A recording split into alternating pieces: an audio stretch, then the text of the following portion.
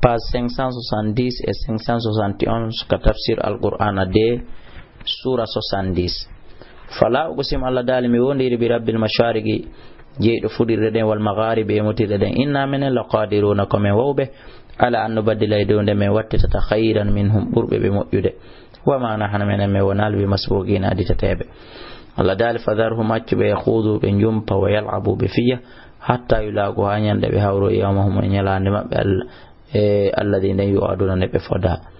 yawma yakhrujuna nyande be yaltoy min al-ajdas be waka gaburoji mabbe sirana raybe hittina kanna masikka kambe ila nusubin faade sanamoji mabbe din yufiduna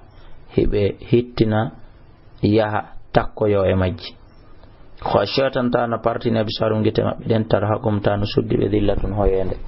dal kal yawma akon den nyalande alladhi wonden kanu de be lati yu'aduna be foda suratu nuh makkiyah bismillahir rahmanir rahim inna min arsalna nuhan min li annabi nuh ila qaumi fadimi makkabe me wi an skoni andir wajo yo qawma kayme maben nani min qabilu kad yatihum arde bi adabul latalimun musude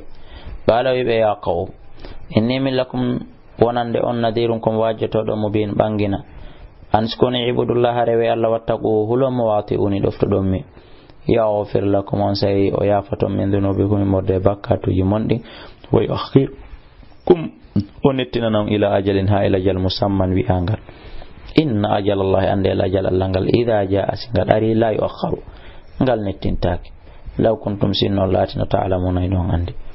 qala wi rabbi jomi inni min da'awtu qala wi rabbi jomi inni min da'awtu qawmi min noddi jimbe ambe laylan jemma wa naharan nyalorma be jabanalila falam yazidum be dal be du'a ko moni torade kon illa firaran sona dogulu dito gonga kan ko min be noddude kon wa inni min kullama da'awtum tum kala min nodde be taghfir lahum fiya ya fobe fiya to no be Allah ya fuye yalo be adena sawabi am kullima be fi adanin kander noppi mabbe wastaghshaw be suddi torathiyabahum chonci mabbe din wa sarru be dumo e bona wastakbaru be mawnitino istighbaran hartirde mawnitina kol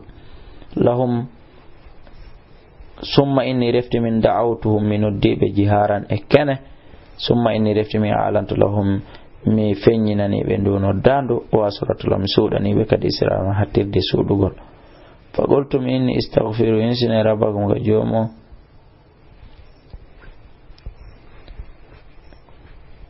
faqultum wi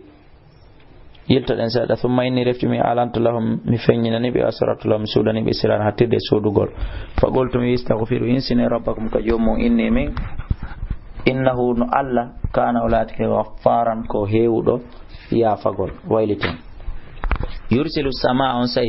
yursili samaa urtay asama alaykum edum midraran o tobina wa yumdidukum beedanon be walin jawle wa banina be worbe wa yaj'al lakum wadanan an jannatin gesele wa yaj'al lakum wadanan an haran candi ma alakum kondun nangi musibe yolbe la tarjuna on ala tijade lillahi wonande Allah wa qaran mawningol mo wagad khalawgum dibe taganoma fejjino atwaran e jamanuji jan wagad khalagum gomdi o tagi on atwaran e taggande bi mana alhali alam taraw e yal kayfa konno خلق الله على تجري سبع سماوات كمري جيدي تباغان هيبونديردي فجعل القمر ودي يورن فيهن كدي حقن مجتو نورا النور وجعل الشمس ورنا انغن سراجا بيتلول حبونغ والله قال انبتكم من كفودين من الارض مركلين نباتا يفودينغول ثم يعيدكم رفتو فودنا يوم فيها عند المايري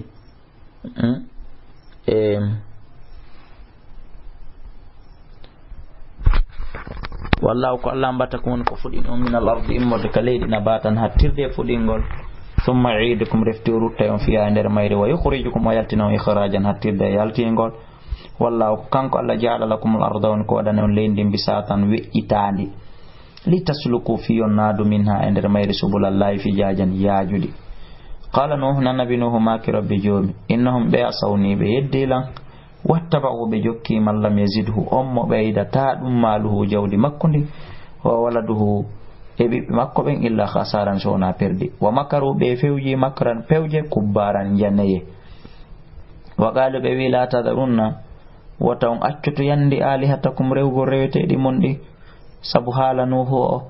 wala tadarunna wata on tarto wadda rewgol wadda wala suwan wona rewgol suwa wala yahusa wona rewgol yahusu ko ɗi sanamuji ɓe jogino wa yauqa e ndu wi'etendu yauqa wa nasran e ndu wi'etendu nasra tan accu rewgol ɗi wakad adallu Allah dal gomɗiɓe e majji kathiran ko ɗuuɗi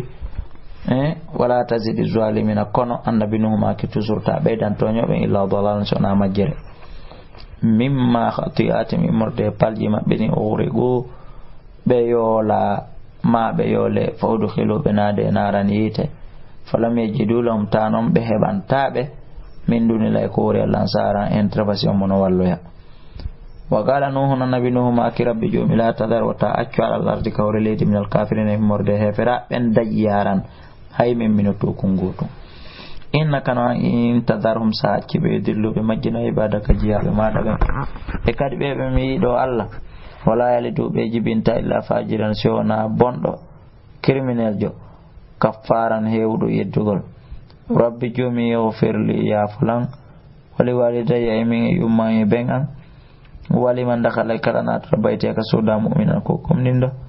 walil mu'minina yonande gomnimɓe worɓe wal mu'minate gomnimɓe rewɓe la tazidi zalimina heɓanta toño